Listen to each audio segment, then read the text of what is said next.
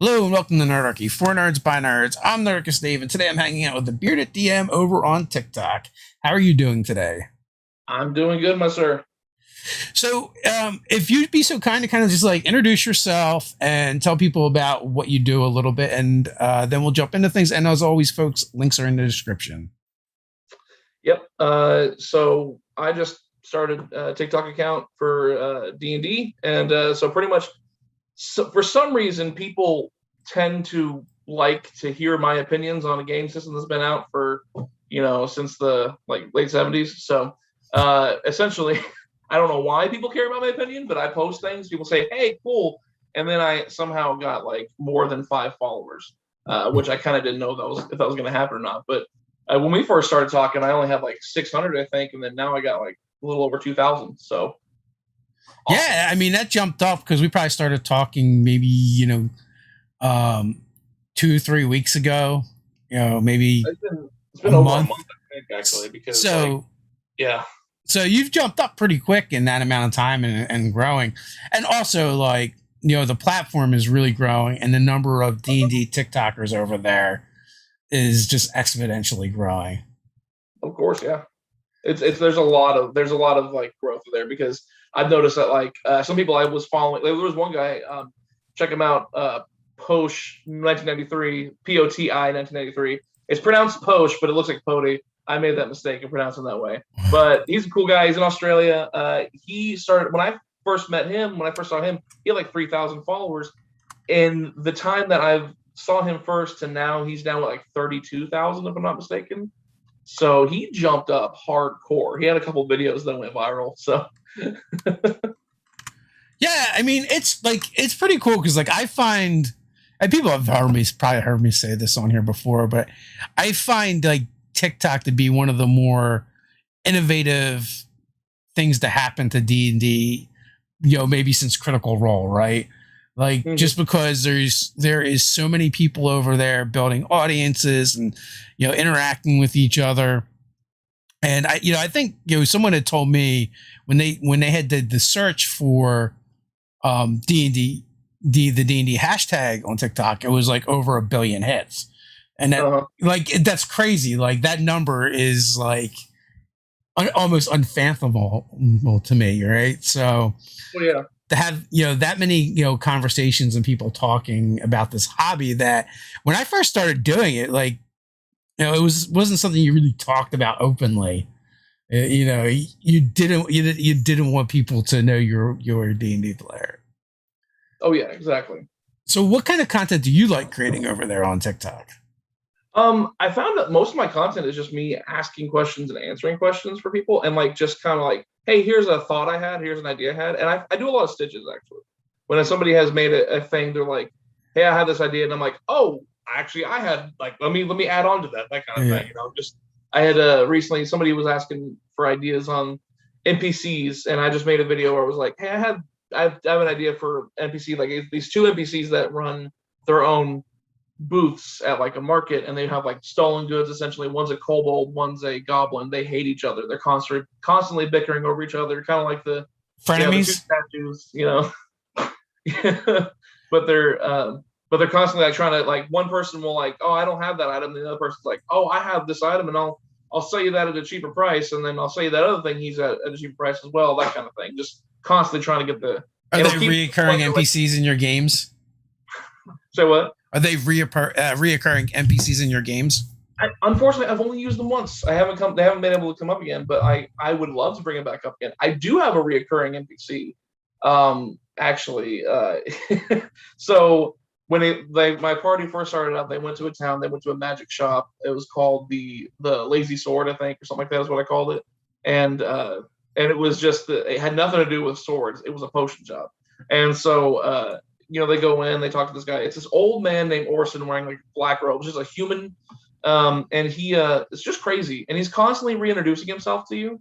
He like has like a 10-second memory span essentially, and he sells cookies, and it was just this really weird thing. Like he just had all this wacky stuff.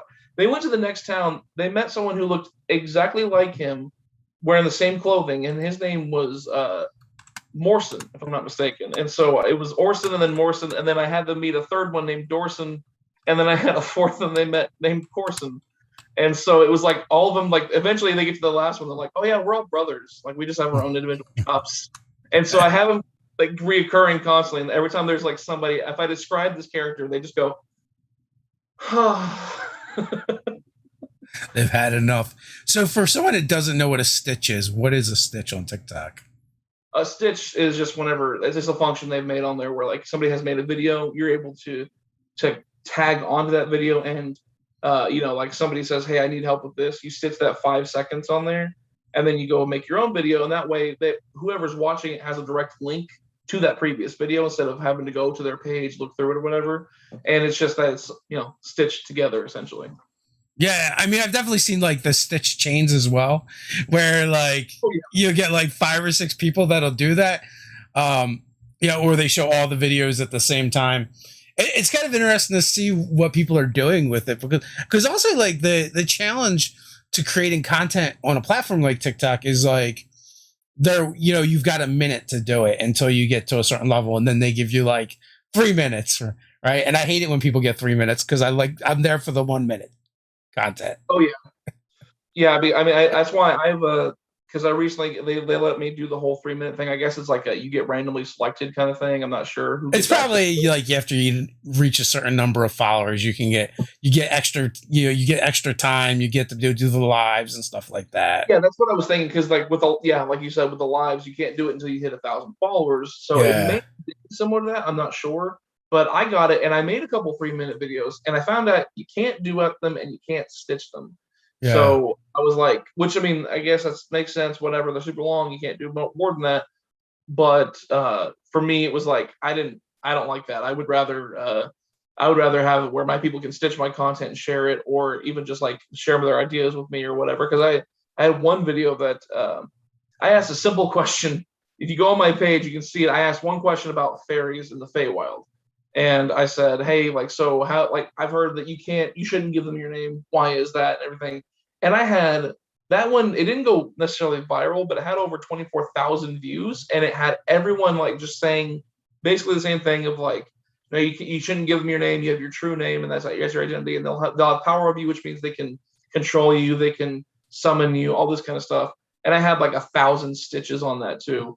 And it was just like, it was nice. I was able to go through and like see all these people making content and everything. But like that's where I like if I had made that 3 minutes, probably none of that would have happened. So I was like, I don't use it a whole lot. I like it for certain things. If you're going to like show something that's worth 3 minutes, but for the most part, you come to the platform for like concise, shorter content essentially. Do you find it difficult to like get your point across in a minute? What is that challenge like? Because I know like for me and Ted to do something like that, we can't even introduce ourselves in a minute, let alone get a salient point across. Oh yeah, I'm very talkative when it comes to like myself in general. I'm very much not a wordsmith when it comes to getting my point across quickly. So a lot of rambling comes out when I'm trying to make a point.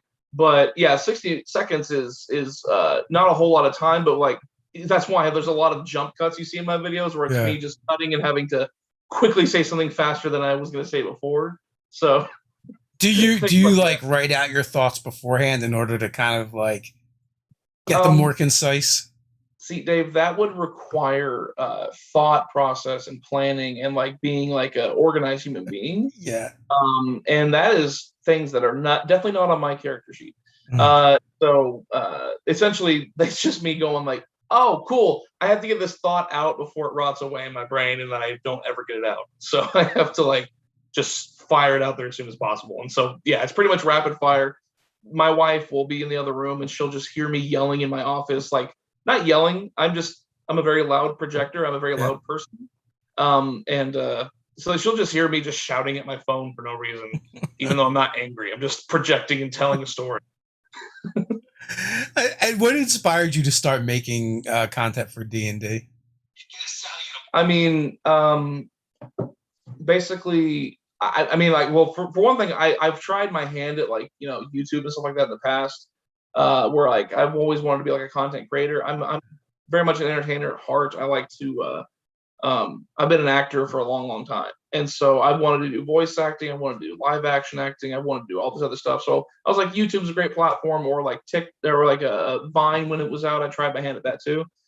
But then when it came to this, I was like, there seemed to be like kind of a clear path through the algorithm to like get more attraction and get more attention. So I was like, you know what? I love D&D, and I was like, and I've this is my well, pretty much the only thing I do on the side. So I want to go ahead and just make a channel so I can talk to people and see how people like it. And sure enough, I had some people who were like, hey, I actually for some reason want to hear your opinions on these things, and so they follow me. And I'm like, okay, if that's how you want to spend your time, that's fine, but I'm not gonna hold a gun to your head. So, I mean, knowing how an algorithm works is all well and good, but at the end of the day, you have to create compelling content. Otherwise, Mhm. all the algorithms in the world can't help you. I mean, the algorithms Exactly. really are based on giving us the content we want, and so like the fact that you're able to gain some traction means that you're making content that people actually want. So congrats, man. It's cool that you're able to find your feet over here. Like I've heard other people who've told me like Offbeat Outlaw was someone who's tried YouTube for quite some time and just couldn't get the stick, but then started doing TikTok and developed an audience over there, and it was actually able to pull that audience back over to YouTube. So I feel like too, like with like TikTok, you get to reach different audiences, different people. Oh, definitely, yeah. I mean, with especially right now, because like um not to date myself, but I am millennial, and so the Gen Z is now the ones who run the most of TikTok as of right now. And Gen Z is right now starting to discover the how great the gift of D&D is, because you Yeah. know it's very open, imaginative, and you get to just do whatever you want to do with your. I get to, like no one can tell you, hey, you can't play that way. I mean, they can, and they do a lot, but Yeah. they can't stop you from playing that way. And you get to play however you want, and it's just all about what you want to make up in your own head. And so that this is like a great platform for that to discover, for people to discover. So I definitely I like there's a couple of videos I've made where I like to give people first DM advice, even though I'm in no position to give that advice. But I am like whenever people say like what's the advice you have for a first time DM, and my go to is like you have to accept it. You're gonna suck at first. Like it's not gonna be fantastic. You're not gonna do it fantastic unless you're a prodigy. You are not going to come out the other end going like, man, that was the perfect session. Because even people like Matt Colville and Matt Mercer, like even them, they come out the other end of it going like, man, that wasn't as good as I wanted it to be. I could have done this better. Like even those people who are rock stars, undeniably at the game of being a DM, still come out the other end going like, I could have done that better. So I mean, it's going to happen to you too. So that's the kind of content I like to make. Is just kind of like how people kind of get on their feet and just say like, um, this is some advice that I've learned myself. Let me pass that knowledge on to you. That kind of thing. It really is pretty much my entire content. It's just me giving you the knowledge I've accrued somewhat. And how were you introduced to tabletop RPGs? I remember for a long time I've heard about it, and of course there was the stigma of it's nerdy. It was just like oh you don't like that's for people who are uncool. They don't touch that. And like that was my childhood growing up. It was like oh like the super geeks like play that, and it's one of those things of like I heard about the concept of it. It's like yeah you sit at a table, you make it all up with your imagination. You have a character sheet and you roll dice to determine what happens. It's like so like it's still randomized in some way, and I'm like why is that nerdy? Because that sounds awesome. Like from the very beginning, I was like, that sounds like a really good time. But I didn't know anybody who played for the longest time. So I get to be like, it's actually sadly enough, right before I got married was whenever I got to play for the very first time. Was like New Year's Eve on 2017. I got my friend who's now a really good friend of mine, Josh. He was a DM and he said, "Oh, I've heard Bobby tell me that you were interested in playing D&D." And I was like, "That's yeah, I've always wanted to play." And so then eventually, like he was like, it was that night. He goes, "Hey, why don't we just do like a really quick one shot? Like just let's just throw one together." And my eyes lit up. I was excited. I was like, let's do this." And we ran through it. It was really rushed. It was really like simple, and I made a really bad character. I used the standard array on like a barbarian, and I didn't use it all correctly. It like not all the right stats were like I definitely did not min max this guy. If anything, I min this guy. But But like after it was all said and done, even though there was a whole bunch of stuff that maybe didn't go like normal to plan, like in a normal D&D game, it was one of the best. I was like, this is amazing. I love this concept. I love this idea. I want to do this more. And so he invited me to his campaign that he was playing with friends, and it just from there, I found a group of guys that I play with, and we've been doing stuff for a few years now. And so it was just open this entire world of like, hey, there's more people than you thought around here that actually play, that kind of thing. Yeah, like sometimes it's like it's sniffing out those players and finding new players.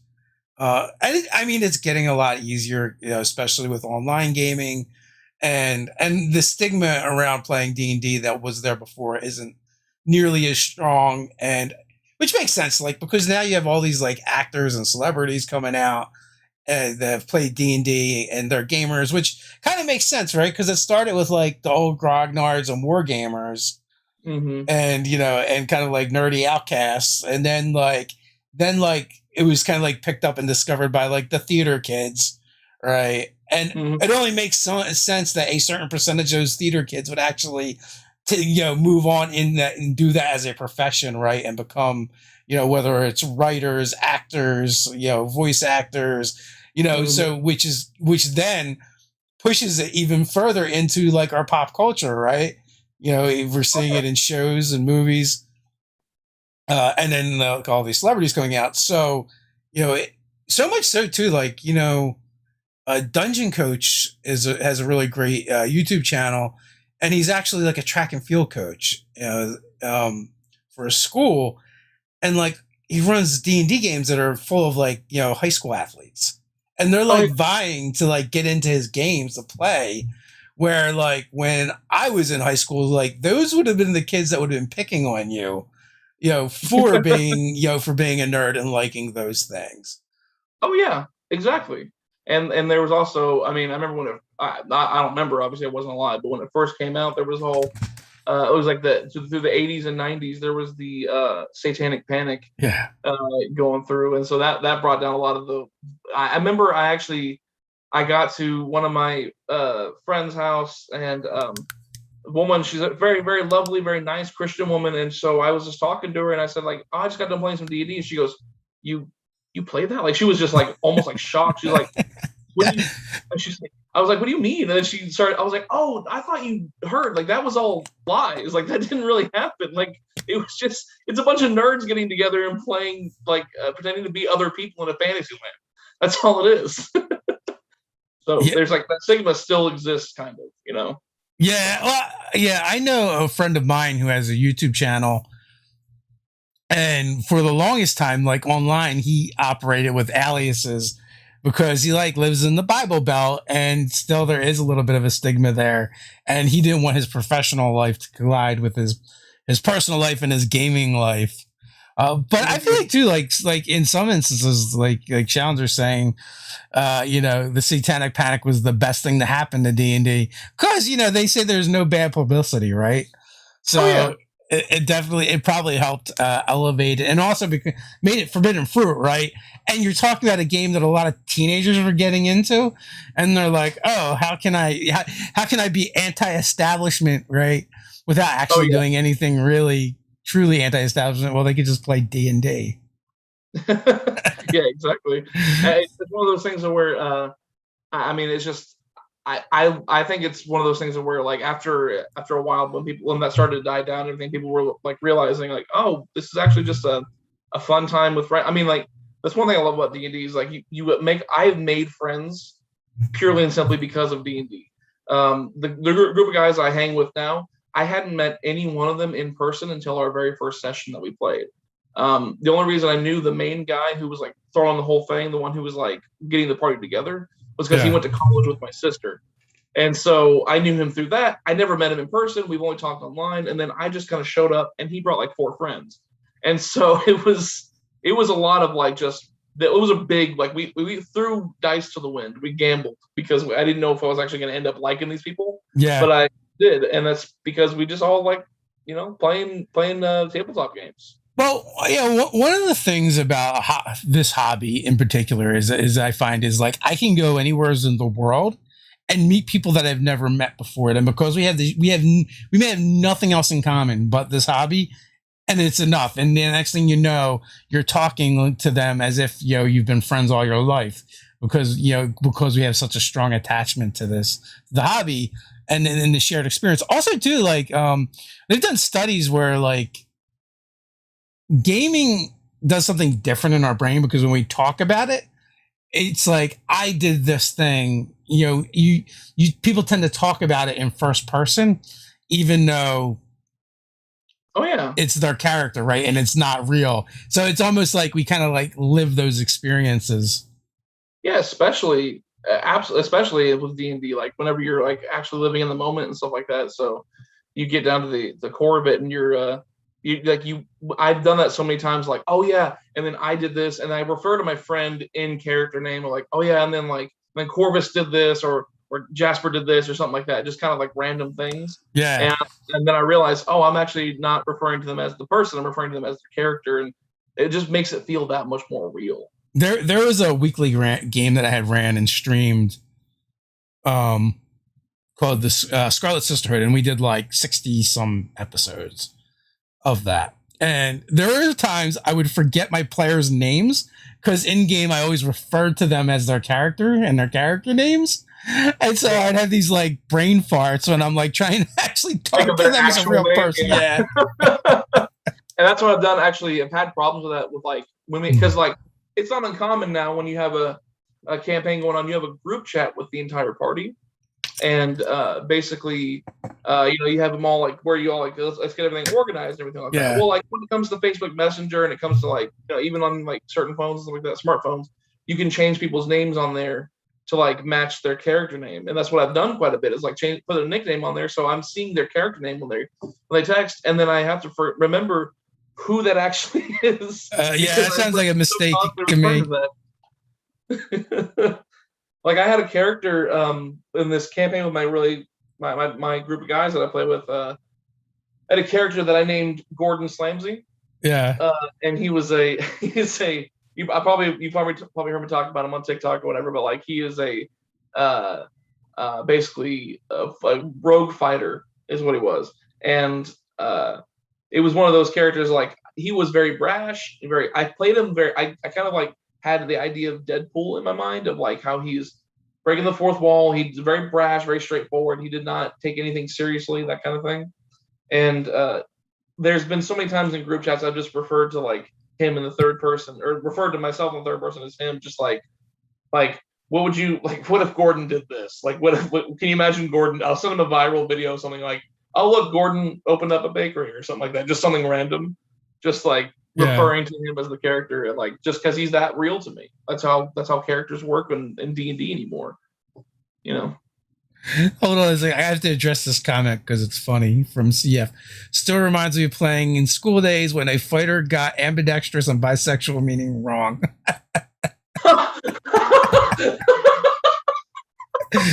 Oh, that is some good stuff. That is the kind of fodder that will live on forever in your D&D group for sure. Good gracious, that's hilarious. Yeah, I was actually I think that was one of my great uncle or something like that. He runs auctions out in California. He auctions off a bunch of stuff, and so he was like talking about, he forgot the word for unisex, and he called it like, he was like, and we have a bisexual watch, and just, and I'm like, oh, that's not what that word is at all. He means no. So when you're running games, you had mentioned earlier that now you tend to be the forever GM. Yeah, pretty much. Do you prefer homebrew or official stuff? I have never run a module at all. I have only done homebrew stuff, and that's because I have my own homebrew world that I was slowly creating over time. But it was one of those things that I didn't. Pretty much, it was born out of necessity. I could not afford to go get a module or anything like that. I couldn't afford to buy one, and I didn't feel comfortable pirating one. Yeah. Even though nobody would have been any the wiser, I was like, I don't want to I'd rather contribute money to these creators instead of stealing from them.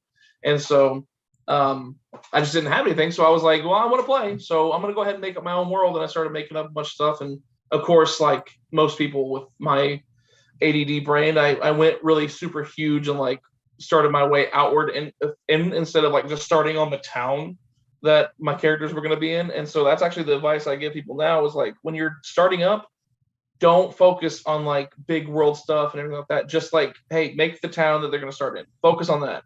Make that to completion, and then you can worry about the rest of the world. It will develop as time goes on, you know. But for me, it was one of those things where I just kind of I just didn't have access to it, and I didn't really care to. I was like, I want to make up my own stuff. That's kind of what the whole point of the game is, anyway, is to use your imagination. So I like being creative. Yeah, I mean, for our group, we've pretty much always run homebrew stuff, just out of preference, really. And now, like with 5e, it's weird because we like buy all the official stuff, or at least we used to. But now everything kind of gets sent to us. But we used to buy all the stuff, even though we would never use them. It's like, I mean, I talk about buying Storm King's Thunder, and like I've used like a paragraph out of that book. I use the pixie dust pouches, and that's that's why we usually buy like the official stuff, because we just like to cherry pick and pick apart the different things from it. Also, like there are great resources as far as even if you want a homebrew, and you're like, well, I need a map. Well, there's tons of professionally drawn maps in there. I need I need just an encounter. You might find just an encounter. Out of the Abyss was like a great resource for more Underdark stuff. Even though we weren't playing Out of the Abyss, but I was running an Underdark campaign, so there's tons of useful stuff in there for that. So we've always kind of used official stuff, but more or less to just cherry pick through. Yeah, and there's always resources out there. I mean, and one thing I actually, this most recent campaign I started with my friends. I did a pirate campaign, and when it comes to like things like maps, I was like, I don't want to just like find a random map and make it work. I want to kind of like make my own, but I have the artistic ability of probably a 3-year-old monkey. So actually, you know what? That's actually too generous. I probably don't have that ability, but I don't know if you've ever heard of the service called Fiverr. Have you ever heard of that before? Yep. Where like so it's pretty popular with a lot of people. Basically, I just went on there and said, hey, I want somebody. I found some map creators. I was like, I want to make an island nation, for my pirate campaign. And then I just described all the islands and everything like that. This guy brought a map back to me, and I was like, fantastic. It was awesome. It was worth every bit I spent on it. So I was like, I would rather. That was one of those cases where like because you can always just take a free source and just kind of make it your own. But that was one of those. I want to make my own from the very beginning. I want an original piece. You wanted something specific. Oh yeah, definitely. Yeah. And there's totally nothing wrong with that at all. At all, yeah. And Fiverr is a great resource, especially you can find things fairly cheap over there. Sponsored. No, I'm kidding. No, it is great. I went looking on there for a while, and pretty much I have several artist friends who are looking for freelance work and stuff like that. I was like, hey, just check out Fiverr. Like, there's a lot of audience there that's like looking for. There's a lot of customer base over there. Well, it's funny because like everything's supposed to cost $5 over there. Like that was the premise when it was like first made. But then like, because I've definitely like hired people from there and looked at things, and it's like you'll look at the rates, and it is like there's this base price and then like all the add-ons. By the time you're done, it is not $5 anymore. Yeah, no, definitely not. Yeah, it was one of those where I got to the end of it, and I was like, this is going to be worth the money, and I got the product back, and I was like, hey, you know what? I think I backed the right horse, so I was happy with it. But I definitely have been that guy who like I don't have and they have so many free sources online for making maps and everything like that and stuff like that. So I've used that in the past. It's just that it's hard to edit sometimes, especially unless you pay for it. Yeah. And so when you're somebody who like myself has a wife and 2 kids, it's kind of hard to you'll stretch that dollar out as much as you want to. Well, it depends too, like what you're using stuff for. Like if you're just playing your home game and you need something, an image or a map or something, and you're just going to show at your table with your friends, I don't think it's a big deal to just go download something and use it. I've heard people get pissy about it like online, but whatever. I think that's dumb. Like if you're just using it to play your game, it's not commercial. Also, and if you're that worried about, don't put your stuff online because that stuff is going to happen regardless. You Yep, know, yep. it's Definitely. and but like you could like I've done that where it's like, oh, I want a druid's grove, right? And you just search and you can come up with something really cool. Hmm. Just show for showing your friends at your table. Now, obviously, if you're making a product or using it commercially, yes, you should pay artists. We definitely believe in that here. Um, but for your games, and also too, sometimes it's like it's just faster, it's more efficient, it's going to look better than what you could draw anyway. Uh, Yeah. so it's just convenient. Oh yeah, definitely. And that's where and even when it comes to like just an outsource of or not an outsource, a resource of ideas and stuff like that. That's Yeah, kind of where I'd like to use my TikTok channel is like and I've made a video on that recently because I've had people ask like, can I have permission to use this or can I just go ahead and use this in my game? And then I made a video addressing it. I was like, you don't have to ask. Like this entire channel, everything I put on here is a free resource. I don't care. Like I'm not gonna get mad. First off, I'm not gonna know if you use it in your game in the first place. yeah. Secondly, I'm not gonna get mad if I found out. I wouldn't come to your house and just say, "Hey, you shouldn't have done that." But it's just like I don't care. I like being an open resource. People. I like people who can come to my channel and say, "Oh, I like that. I want to use that." Now I don't have to scrounge and think of this idea whenever I have one that works. And it's in my opinion, it's an honor when somebody hears my opinion and goes, "That's worth putting in my game." You know. That's funny. You've just echoed a sentiment that we've said many times. It's like, first of all, how would I know? Second of all, like that's why we do it. Like, inspire people. Like so many of our ideas have been used by more people than we've used ourselves, right? Because like the funny thing is like we make a bunch of stuff and put it online, but we hardly ever use it in our own games because like me and Ted, and when it was me, Ted, Nate, and Ryan, like we would all play games together. So it's like we would do this stuff together and make the content and put it online. But then you're like, oh well, I'm not going to use it because they already know about it, right? So then you just make something up new. So we end up with a lot more people having used our stuff than we have. And personally, I love hearing those stories. I love when they come back and like, oh, like here's that monster BFF you guys made, and this is how it happened, how it went down on my campaign. Like we love hearing that. I feel like most creators probably would as well. Yeah, I mean, like if I've made up any kind of anything that you have taken into your game, and I get to hear, and it comes back to me, which I mean, I haven't as of yet, but if somebody were to come back to me and say, "Oh, I used this thing, and this is what happened," and that's like story came back, I would be like, "That's so cool," because that's nowhere near the way it went in my game, most likely, and Yeah. like because like every game's gonna run differently. You have different people who have different emotions, different motivations, and all that kind of stuff. So. Um, when it comes to all that stuff, if it comes back to me and says, "Hey, we did this and we got this result," I'd be like, "That's really cool."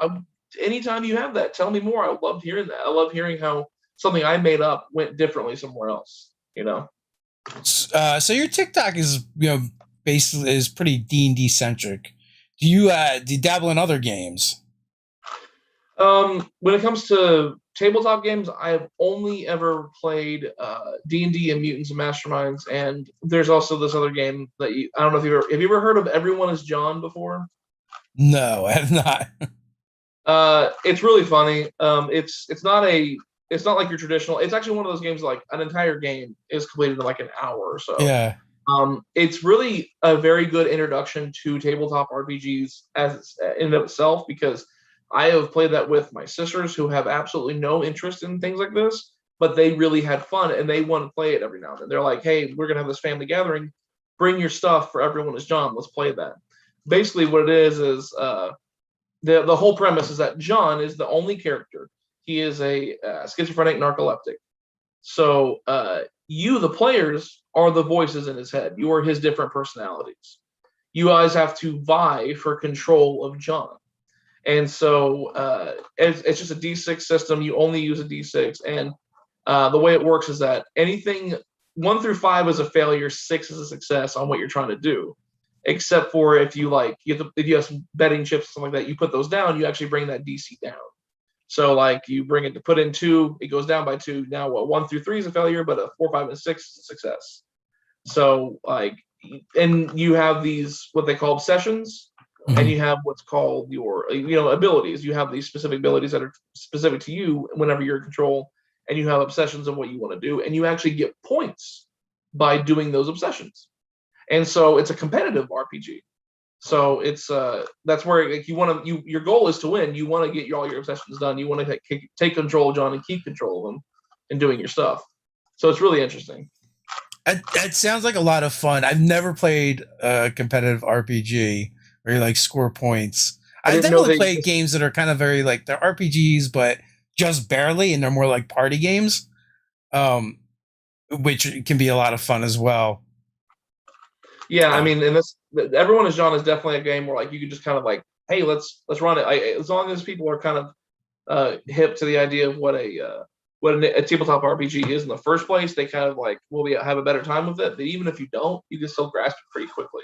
It's pretty easy and it's really fun.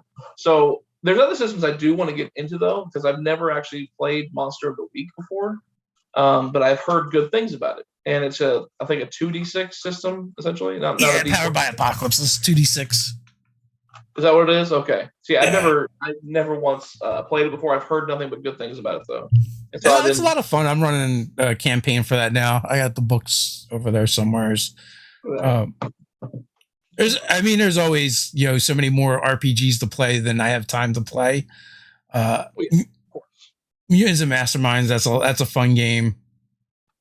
Oh yeah, Uh, we're actually running a campaign with me and my friends. The so the constant meta link that I sent you for Facebook is actually a link to our podcast that me and my friends are doing. Now, I say podcast very loosely. We haven't actually posted anything yet. We started doing this like right before 2020 hit. uh, And so then like the entire year we just like had nothing that we could do because we couldn't meet up or anything like that. We couldn't do anything.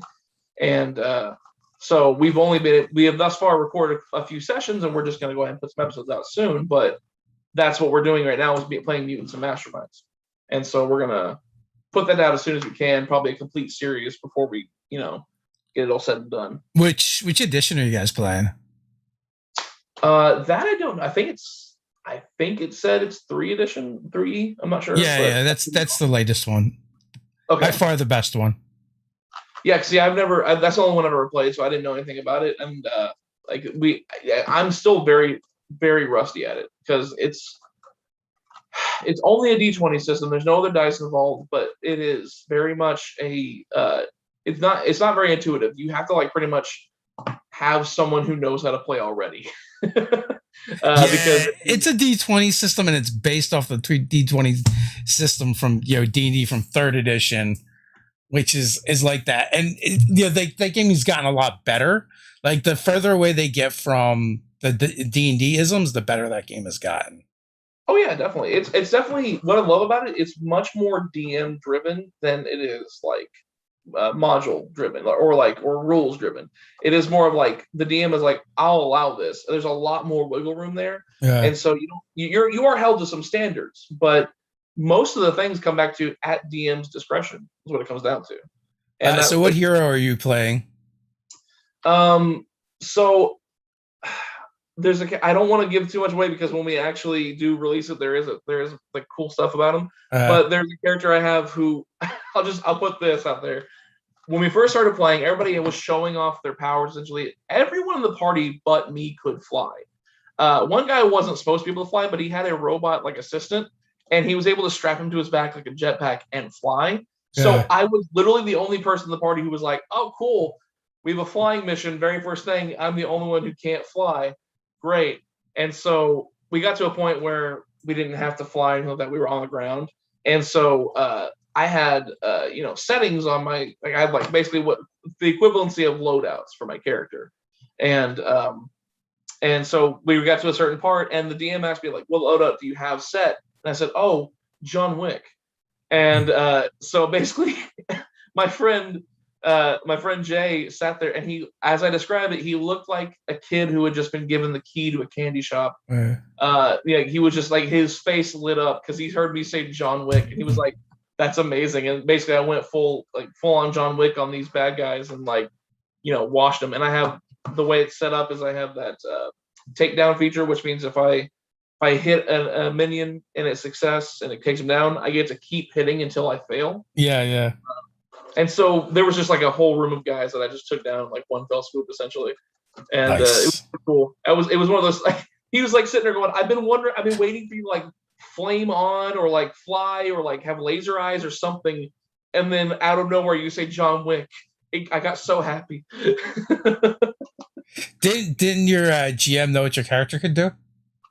Oh, he knows. Okay. He knows. He just didn't realize that. I think he didn't realize I was the only one who couldn't fly out of everybody. Yeah, yeah. Because I've given him crap about that ever since. Because like, what's funny is like the next session, because he had all this all pre-planned out. The next session, we were in a jet and we were being attacked. It was a dogfight essentially. We had like other, enemies coming at us, and so I had to fight in the sky again. I was trying to take pot shots at people, but like, with my gun and everything like that. But it wasn't as good. So I was like, all right, you know what? Screw it. I'm gonna jump on one of these drones, and I jumped on the back of a drone. And I like rip its like like wiring out, and I'm able to control it kind of, and then like all that happened, and then finally I land, and I'm like, hey, I flew. It happened. I'm a flying character now. Yeah, the thing with Mutants and Masterminds is like once your characters are made, like it gets a lot easier. But like the character creation in that game is a little bit more complex than a lot of other games because you have so much versatility. But that's why the DM really needs to be like, okay, work with the players when making characters and make sure, because it's a very breakable system. In which it's like the strength and the weakness of that system. So you kind of like need your players to not be douches. Oh yeah. Or because I've definitely had players which abuse the heck out of it. I'm like, no, we need to rein this in a little bit. Mm-hmm. Yeah, and this is when it comes to like with the hero point system in Mutants and Masterminds and stuff like that is really cool because like there was you get to like throw a bunch of like just random stuff at the wall and see what sticks essentially using that hero point and you get one per session apparently according to the rules. Like I mean you start off the session with one like automatically, so you might as well use it before the session's over. And so like that's what we do that all the time. We kind of just like okay, I'll use my hero point in this to make sure I can over there was a fight that was going on. I missed it really bad. And I didn't realize that when you use the hero point, it actually gives you a +10 to your roll. So I like completely washed this guy after I used that hero point. So it was really awesome. Yeah, hero points are cool because you can do things like, get a bonus to your roll or change the scene or do things you couldn't do before, which is nice. So in previous editions, when you would take flaws, it would just give you more points to build your character with, which is usually a terrible system because players inevitably just abuse it. They come up with flaws that don't actually become flaws for their characters and just use it to get points. But then they switched it to, instead of having flaws that affect your character creation, it's like, no, every time they come up, you get a hero point. So like it's only your flaws are only advantageous when they're actually flaws, which is and it affects the game and creates more role playing and they kept kind of a similar system to that in the when it comes to like using powers or using your items or something like that, because you can put flaws in them that allow you to boost elsewhere, but like that's not necessarily that's not hero points. That's just like I took I took a flaw on this, so that actually gives me a bonus to my roll when using it, like, or something like that, that kind of thing, instead of actually just like, oh, I'm much more powerful now because I have a bunch of stuff that I can't do. I'm kind of disappointed in 5e because I thought they were going to do. I was hoping they would do more with inspiration. Than they did. Like there's a lot more room for that to kind of grow as a mechanic and get more use. But I actually have a hard time remembering to use inspiration when I'm in my games. Like that's it's like the hard part. It's like I remember it's like it's there and it's a function, and I actually got to a point where I was in the cameo with my friends and I'm like, hey guys, listen, I haven't been doing this, and you guys have done quite a bit of stuff that has earned inspiration, and I should have been giving it to you. So everybody take 5. Like I just gave them 5 inspiration just to keep for the time being. Like they'll use it whenever they want to in the system. Yeah. you know. And Yeah, so, we've kind of tweaked it in our games where we let it stack. You can have more than one at a time. You can carry it from session to session. We always start each session with at least one inspiration. Um, mhm. and we usually have like physical objects that we use for the inspiration, so that the GM has them in front of them to remember to give them out, and then the player has them in front of them in order to remember to spend them. Because, like you said, and just so many people are like, I always forget to give it out. I always forget to use it. I always forget that it's there. And also, the way it was originally intended kind of stinks anyway, because it's like it's supposed to be based off your flaws and traits and ideals, and then when you do things according to those, you get inspiration. But the problem with that is, like, it requires the GM to understand and remember all these different things Oh about yeah, everybody's character. yeah, and that's like I've always said when it comes to being the GM, like you have to remember as much as you can, but you can't be expected to remember absolutely everything. Like you're not supposed to have every Yeah. rule in the book memorized, or every spell in the book memorized, all that kind of stuff. It was one of those like it was like basically when it comes down to it, like when it comes to um, like your character and stuff like that. Your job as the player is to know how your character runs and what your spells do, what your moves do, what you're able to do, because I'm not going to be able to memorize that. And that especially bleeds over into inspiration and stuff like that, because when it comes to inspiration, it's like I'm not going to be able to keep. I mean, I could probably keep track on my like a note on the side, but that's just another note on top of like everything else. Like you guys are playing one character. I'm playing all the rest of them. Yeah. I'm playing literally every other character in this world, and it's kind of hard to keep track of all that. Do you prefer theater of the mind, or your maps and mini kind of guy? It really depends on the combat. Here recently, doing online stuff, I'll be 100% honest. I don't have the patience to learn how to run Roll20. Yeah. So so I just kind of like let it go and just do my own thing. But I do theater of the mind, which I have nothing against that. And kind of how I was keeping track, like just last session, I had like some sticky notes on my computer. I had their initiative and I had what enemy was directly in front of and attacking them, because people don't usually tend to divulge from that. People like, if there's somebody attacking me and we're in combat, I'm not leaving until this guy's dead, unless I back away or something, unless we retreat or something like that. And that's just, so I kind of just went with it and it worked out. But in person, I do like to have the map with the minis, because it definitely helps with like keeping track of just like, oh, you can't cast that spell yet, or like even just a simple of like, where am I? Because right now it's in my head. You probably don't know where you're at adjacent to everybody else because you can't see it, but I can. So I have to constantly explain. Well, you're in this corner of the room. You're over here. You're 80 feet from the door. You're 100 feet from that person. That kind of thing. Yeah. So when we were doing online virtual gaming, we weren't using a VTT. We were doing pretty much theater of the mind. I would make maps in Dungeon Fog, and then I would just kind of like show off the room that they were in, use Fog of War or whatever, so that they would have an idea of what was going on. And kind of just like placement. Ted, he would set up an extra laptop and camera, and he would do physical terrain, and then just turn on that camera when those scenes came up, so that people could see where we were. Then you'd have to get over the point where we're like pointing at the screen, move me here. Oh, you can't see me pointing. Yeah, exactly. But yeah, and then now we're just like finally getting back to playing in person. So Ted's in his glory. He gets to use all of his terrain and minis, and I'm trying to figure out, because I tend more towards theater of the mind.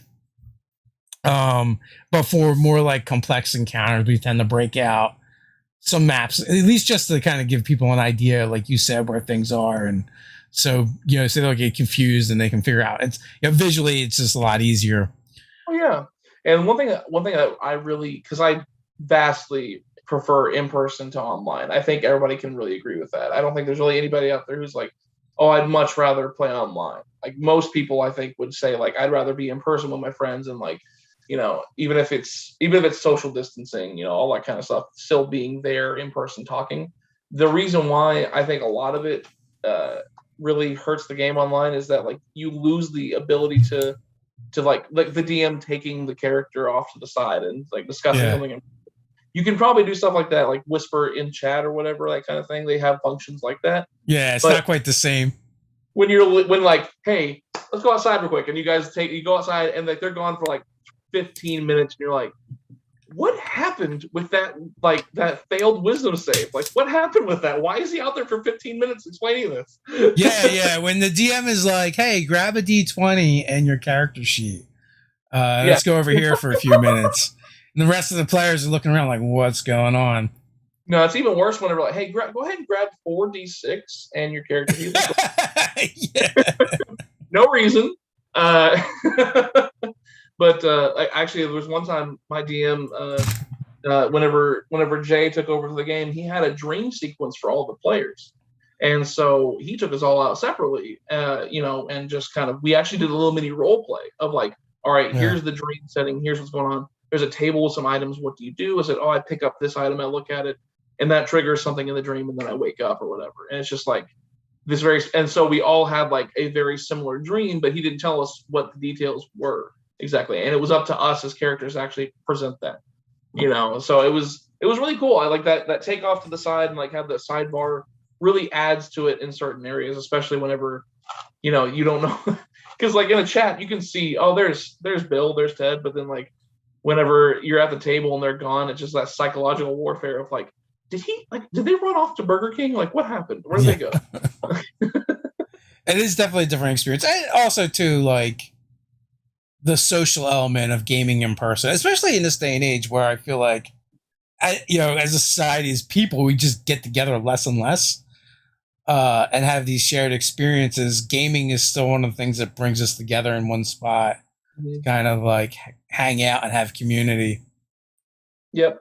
I mean, that's what it comes down to is like the way humans work. We don't do well without at least some, even like the most introverted of introverts are still throughout this entire last year. We're like, I mean, I like to go outside sometimes. Like, let's. After 6 months or so, we're like, it's been a while. I'm ready to go out.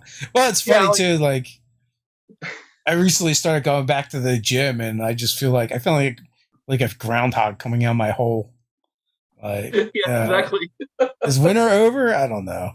One of my friends said that like shaking someone's hand this past year has felt like a full-on shirtless hug. Just like, just it doesn't feel right. It's like, this feels weird. Yeah. I mean, it's good that things are opening back up and getting back into the world, though. Oh yeah. I mean, definitely have missed gaming in person.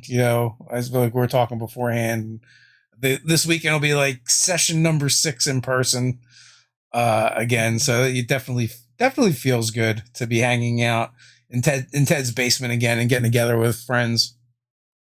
So with your campaign now, like what's the setup? Like what kind of party you got going on there? It depends. Like I'm playing in Ted's D&D game. Then we have a quest game that we play on the channel that gets streamed.